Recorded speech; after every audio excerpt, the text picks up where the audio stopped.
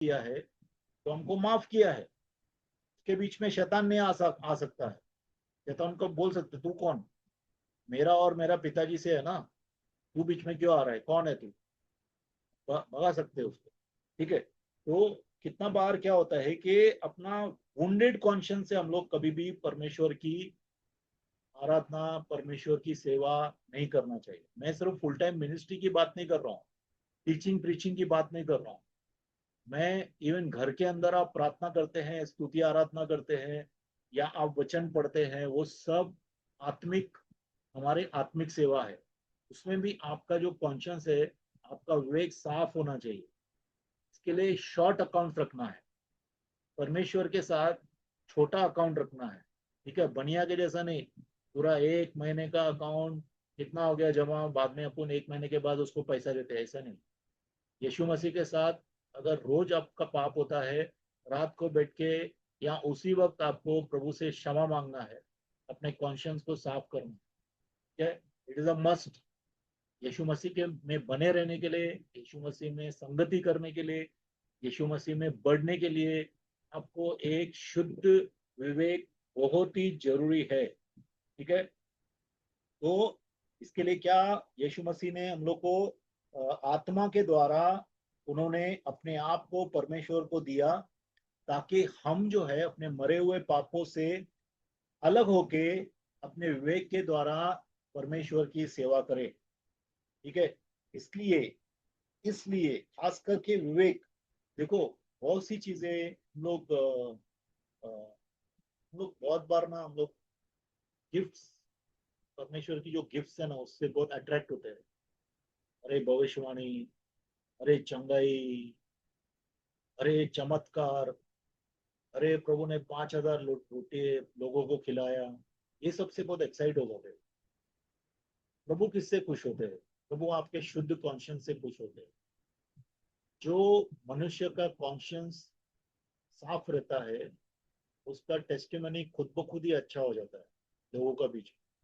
और प्रभु चाहते हैं हम शुद्ध कॉन्शियंस वाले लोग बन के चले दुनिया के अंदर, तो हमारा जो गवाही रहेगा ना, बहुत स्ट्रांग रहेगा। मैं बताता हूँ, एक हीलर रहेगा, एक भविष्य वक्ता भविष्यवाणी करता रहेगा, एक मिरेकल वर्कर चमत्कार करता रहेगा, उससे भी बड़ा गवाही उस आदमी का है जिसका कॉन्शियंस प्रभु के सामने साफ है, जो एक विवेक, साफ विवेक से परमेश्वर की सेवा करता है।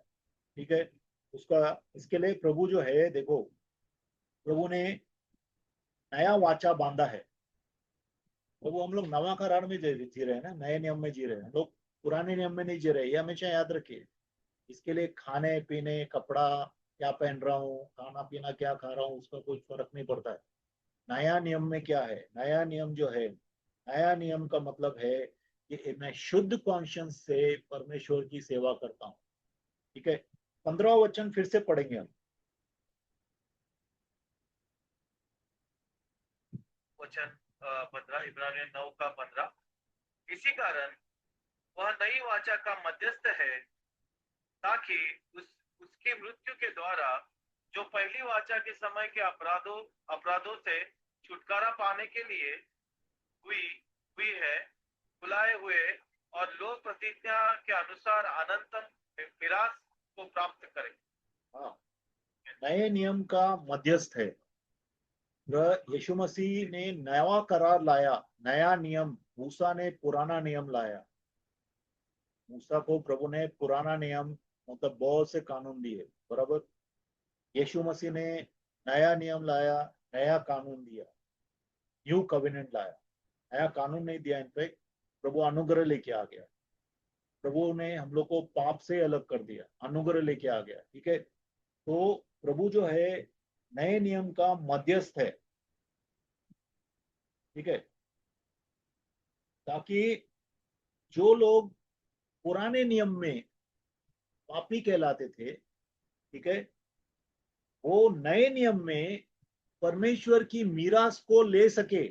देखो पुराने नियम में, देखो जब ये रहता है कौन, यूहन्ना जब भी स्वर्ग में प्रभु उसको लेके जाता है प्रकाशित वाक्य में, तो अचानक को सील लगी हुई थी, मुहरें लगी हुई थी, जिससे कि पूरे वर्ल्ड में शैतानी आत्माओं के ऊपर जजमेंट आने की थी, बराबर। लेकिन वो मुहर जो है, वो सील जो है, वो कोई तोड़ने के लिए नहीं था। वो यहुन्ना रोता है। यहुन्ना क्या बोलता है, अरे तो क्या होगा, ये अ, दुष्ट आत्माएं हमेशा तंग करती रहेंगी लोगों को, इनका राज्य क्या हमेशा का रहेगा क्या, इनके ऊपर कोई जजमेंट नहीं है। तब उसको वो स्वर्गदूत क्या बोलता है, रो मत। एल्डर बोलता है, क्रोड़ बोलता है, क्या बोलता है, रो मत। यीशु मसीह, lion of Judah, has overcome. उन्होंने जीत पाया है, और वह सक्षम है इन सबको तोड़ने के लिए। ठीक है, बहुत ही इंपॉर्टेंट बात है। क्यों? यीशु मसीह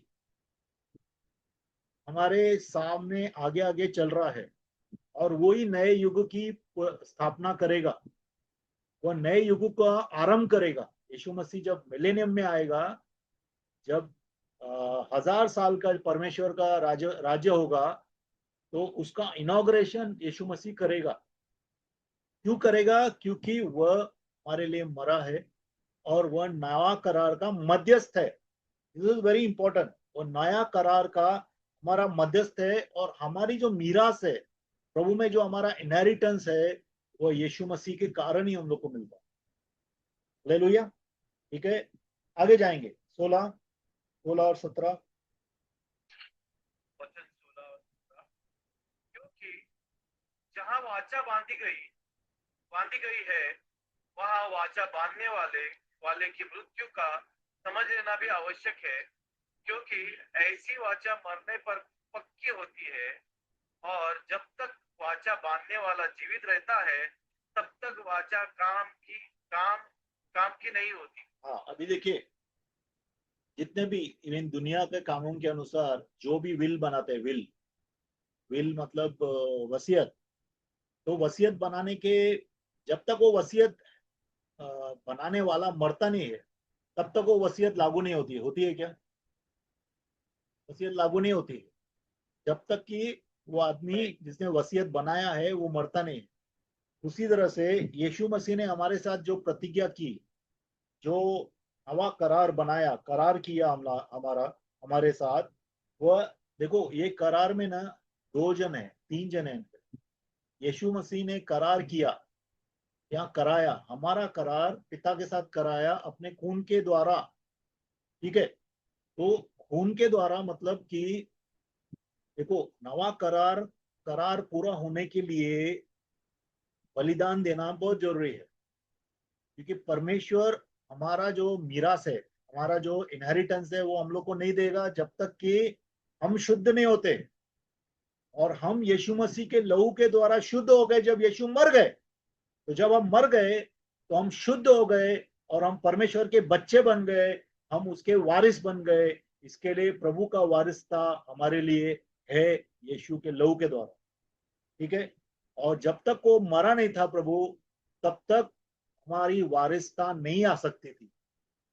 प्रभु मरा, इसके कारण पिता खुश हो गया। पिता was father was well pleased.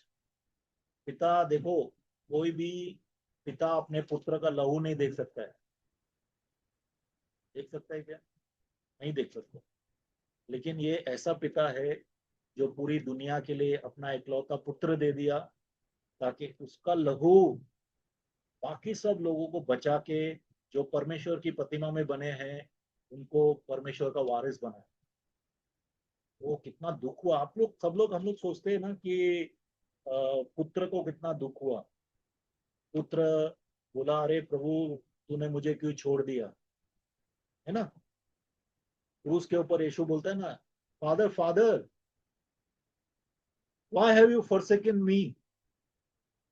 पिता पिता, तूने मुझे क्यों छोड़ दिया। लेकिन हम लोग ये नहीं सोचते हैं कि पिता भी तो रो रहा था, पिता भी तो पुत्र से अलग हो गया। लेकिन पिता मुंह फेर के रो रहा था, कि उसको फेरना ही पड़ेगा। पिता का नेचर है कि वह पाप नहीं देख सकता है। इसके लिए पिता पुत्र से अलग हुआ, पुत्र रो रहा है तो पिता भी रो रहा था, ठीक है, जो कि पूरी दुनिया किसी ने देखा नहीं, लेकिन पुत्र के द्वारा पुत्र रो रहा था तब पिता भी रो रहा था, कि पिता का भी जो संगति थी वो टूट गई, हमेशा के लिए नहीं, थोड़े समय के लिए, लेकिन टूटी। बराबर, हम लोगों से कितने लोग हैं परमेश्वर के साथ संगति तोड़ देते हैं हम लोग, और जीते रहते हैं, जीते रहते हैं, मन में बोझ लेके चलते हैं। कितने अविश्वासी, अविश्वासी नहीं, जितने कितने बैकस्लाइड हुए लोग हैं वर्ल्ड के अंदर, कलीसियाओं में बैठे हैं, बैकस्लाइड हो गए हैं। कितने लोग कलीसिया में ही नहीं आते हैं, ठीक है, उनके दिल में बहुत दुख रहता है, बहुत बोझ रहता है, उनका फेलोशिप टूट जाता है। देखो, संगति में सिर्फ आने से कोई आपका फेलोशिप टूटा है ऐसा मालूम नहीं पड़ता है, आपको पर्सनली मालूम पड़ता है कि आपका फेलोशिप प्रभु से टूटा है या नहीं टूटा है, और किसी को समझ में नहीं आता है, वो आपको और प्रभु को समझ में आता है। कुछ चीजें जो मैच्योर लोग रहते हैं उनको समझ में आता है थोड़ा कि ये आदमी बैकस्लाइड हुआ है, ठीक है। ऐसे लोगों के लिए बोझ है क्या हमको? ऐसे लोगों के लिए हम लोग को बोझ होना चाहिए कि हम वो लोग का पीछे जाए, उनको प्रभु में मजबूत करें, उनको वापस परमेश्वर के विश्वास में लेके आए, ठीक है। तो ओके, तो जब तक यीशु मरा नहीं था तब तक जो है वह टेस्टामेंट जो है लागू नहीं हो सकता था। प्रभु के मरने के बाद वह प्रतिज्ञा, वह वारिसता, वह करार जो है परमेश्वर का, वह लागू हो गया, वह चला। 18 देखेंगे, 18 वचन। वचन 18। इसीलिए पहली वाचा भी बिना लहू के नहीं बांधी गई, क्योंकि पढ़िए जब 19। 18 19 पढ़ो। हाँ, वचन 19। क्योंकि जब मूसा सब लोगों को व्यवस्था की हर एक आज्ञा सुना चुका, तो उसने बछड़ों और बकरों का लहू लेकर पानी और लाल ऊन और जुफा के साथ उस पुस्तक पर और सब लोगों पर छिड़क दिया। ये ध्यान दीजिए, देखिए, पहला नियम, फर्स्ट कविनेंट या पुराना नियम जो था, उसको भी जब डेडिकेट किया गया, जब प्रभु को समर्पण किया गया, तो मूसा ने जानवर का लहू लिया था, और जानवर का लहू और पानी, ठीक है, और स्कारलेट वूल और हिसोप, मतलब कि क्या क्या है उसमें, हिंदी में क्या लिखा है ब्रदर? हिंदी में लिखा 19। है अ, आ चुका, बछड़ों बछड़ों और बकरों का लहू हाँ लेकर पानी और ऊन, हाँ लाल ऊन हाँ और जुफा के साथ उस पुस्तक पर और सब लोगों को छिड़क दिया। हाँ। अभी देखो, खून को परमेश्वर के किताब के ऊपर भी लिखा, कानून के ऊपर भी डाला, और खून को लोगों के ऊपर भी डाला, यस। ठीक है। वैसा ही यीशु का लहू हम लोग को दोनों तरफ से, एक तो पिता की तरफ भी शांति लाता है, मतलब मेल मिलाप कराता है पिता से, और हमारे विवेक को भी शुद्ध करता है कि हम हमेशा परमेश्वर के साथ मेल मिलाप में रह सकें, ठीक है। तो और इसका भी एक्चुअली मीनिंग है, पानी, स्कारलेट वूल, ये सब, ठीक है। पानी और ऊन, लाल ऊन, और हिसब क्या है? पौधा है एक, मेरे को लगता है ना, एक पौधा है, कुछ घास के जैसा है। ये सब सब वनस्पति, हाँ, एक हाँ, पौधा है। ठीक है। अभी इसका मतलब क्या है? जो खून है वो यीशु का सैक्रिफाइस है, मतलब एक सिंबॉलिक, और जो पानी है वो वचन है, ठीक है। वचन के द्वारा स्कारलेट वूल जो है वो एक्चुअल बोल सकते हैं कि खून लेके लगाने के लिए, ठीक है ना। खून को लेना है तो लाल ऊन में खून लेके वो चारों तरफ छिड़क रहा था, समझिए बात को, ठीक है, छिड़क रहा था। और हिसब जो है वो पौधे को इस्तेमाल कर रहा था साथ में लेने के लिए खून, ठीक है। अभी हिस्सब जो है वो एक किस्म से हमारा जबान है। अपने जबान से हम यीशु के लहू को कबूल करते हैं वचन के द्वारा, और यीशु के लहू को अपने जीवन में लगाते हैं। जो भी लोग तकलीफ से जा रहे हैं, आप यीशु के लहू को जब पुकारते हैं ना, प्रभु आपकी जरूर मदद करता है। मैंने कितनी बार ऐसा भी देखा है, लोग मौत से बच जाते हैं, मौत के मुंह से बच जाते हैं, बीमारियों से बच जाते हैं, दुष्ट आत्माओं के ऊपर काबू कर लेते हैं यीशु के लहू के द्वारा। ठीक है, तो यीशु का लहू जैसा हम लोग लगा रहे हैं अभी, वैसे ही पुराने नियम में मूसा क्या करता था, भेड़ और बकरियों का जो लहू है वह लाल ऊन से पानी और उस पौधे को लेके किताब के ऊपर भी छिड़कता था और लोगों के ऊपर भी छिड़कता था, क्योंकि कविनेंट में, प्रतिज्ञा में दोनों भी है। किताब को वो लोग तोड़ चुके हैं, किताब के हर एक कानून को तोड़ा है, तो उसके लिए कानून के ऊपर लहू लगाता था, और लोगों ने तोड़ा है, लोगों के ऊपर भी लहू लगाता था। तो इस तरह से प्रतिज्ञा पूरी होती थी पुराने नियम में। ठीक है, 20 पढ़ेंगे। वचन 20, और कहा, यह उस वाचा का लहू है जिसकी आज्ञा परमेश्वर ने तुम्हारे लिए दी है। हाँ, वाचा का लहू है जिसके बारे में परमेश्वर ने तुमको आज्ञा दी है। ठीक है, Yes. यीशु ने, परमेश्वर ने यीशु के लहू को अपने जीवन पे लेके चलना। तो पुराने नियम का तो मालूम है हम लोग को कि पुराने नियम में परमेश्वर ने ही आज्ञा दी है कि लहू के द्वारा चलने का है, लेकिन नए नियम में भी एक एक दिन हम लोग को यीशु के लहू से ढकना है। मुझे पता नहीं आप लोग कितने लोग यीशु के लहू से रोज ढकते हैं। ढकने का बहुत जरूरत है। ठीक है, और दूसरा क्या लिखा है, ये 21 देखिए। वचन 21, और इसी रीति से उसने तंबू और सेवा के सारे सामान सामान पर लहू छिड़का। हाँ, 22 और 22 भी पढ़ी।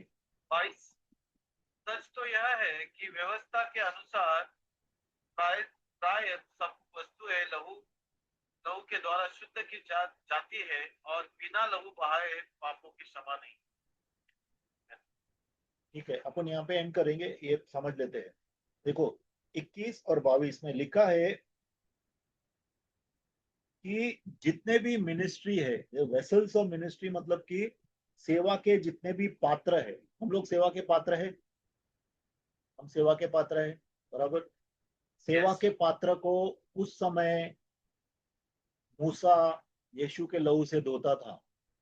आज भी हम जब सेवा के लिए जा रहे हैं, सबसे पहले बैठ के हमारे जीवन में जो भी पाप है उससे प्रभु से क्षमा मांगना है, और यीशु का लहू अपने जीवन पे लेना है। उसके बिना सेवा नहीं करना है। इसके लिए प्रभु क्या बोलता है, जब कोई भी तू दान परमेश्वर की वेदी पे देने के लिए आता है, तो सबसे पहले जिस भाई के खिलाफ या जिस भाई ने तेरे खिलाफ पाप किया है उससे सुलह कर। उसके बिना तू दान देने मत आ, अपनी वेदी पे सौगात देने मत आ। बराबर लिखा है कि नहीं? तो वैसा ही जो है, जैसे पुराने नियम में सेवा के सब बर्तनों को लहू के द्वारा साफ किया जाता था, स्प्रिंकल किया जाता था, और अकॉर्डिंग टू लॉ, कानून के अनुसार हर एक चीज को, जितनी भी चीजें हैं, आप सोचिए क्या हालत होता होगा। जो भी चीज वो लोग यूज कर रहे हैं, पात्र है, कपड़े है, जो भी है, बर्तन है, दीवट है, कुछ भी है, वो सब के सब पे लहू को छिड़कते थे वो लोग। हम लोग को भी, हम जो भी सेवा कर रहे हैं, कोई भी, गाने का सेवा है, प्रार्थना का सेवा है, वचन का सेवा है, डिलीवरेंस का सेवा है, हीलिंग का सेवा है, सुसमाचार देने का सेवा है, लोगों को पानी पिलाने का सेवा है, कुर्सी लगाने का सेवा है, कोई भी सेवा करते हैं हम, सिर्फ कलीसिया के अंदर, भवन के अंदर या भवन के बाहर, क्योंकि कलीसिया के पार्ट आप हमेशा है। ऐसा मत सोचिए कि मैं, हम लोग संडे संडे बराबर आता हूं मैं। आप कलीसिया बाहर, कलीसिया से बाहर नहीं गए, कभी जा भी नहीं सकते। हम यीशु का शरीर है। ऐसा नहीं है संडे को मैं यीशु का शरीर बन जाता हूँ, मंडे को मैं फिर से अलग हो जाता हूँ, ऐसा नहीं है। यीशु का शरीर हमेशा के लिए है। इसके लिए हर एक काम में पहले हम लोग बैठ के यीशु का खून को लेना है अपने, सब पश्चाताप करना है। वो जो चीजें प्रभु बता रहा है सबका पश्चाताप करके, सब जगह सुलह करके, मेल मिलाप करके, उसके बाद में अपन सेवा करना है। तो आप देखेंगे सेवा में पावर आएगा और सेवा में आनंद आएगा। सेवा करने से परमेश्वर की हमारे दिल में आनंद आता है। जितने भी यहाँ पे सेवक बैठे हैं उन सबको मालूम है। परमेश्वर की सेवा नहीं तो क्या हम लोग ऐसे ही थोड़ी जाते हैं गाँव में। अपने अंदर भी प्रभु खुशी देता है ना, कोई बर्डनसम नहीं है। प्रभु का सेवा करना जो है वो कोई बोझ नहीं है। अपने अंदर भी प्रभु आशीष देता है। लोग को अंदर से बहुत खुशी होता है, जॉय आता है, आनंद आता है। तो अगर ऐसा हम लोग सेवा करेंगे तो हमारा सेवा जो है आनंद का सेवा हो, बोझ नहीं हो। हालेलुया। तो अपन यहाँ पे एंड करते हैं। बाकी अपन फास्ट भागते नहीं है। 23 भी अच्छी तरह से आराम से पढ़ेंगे, ठीक है। तो एंड हियर।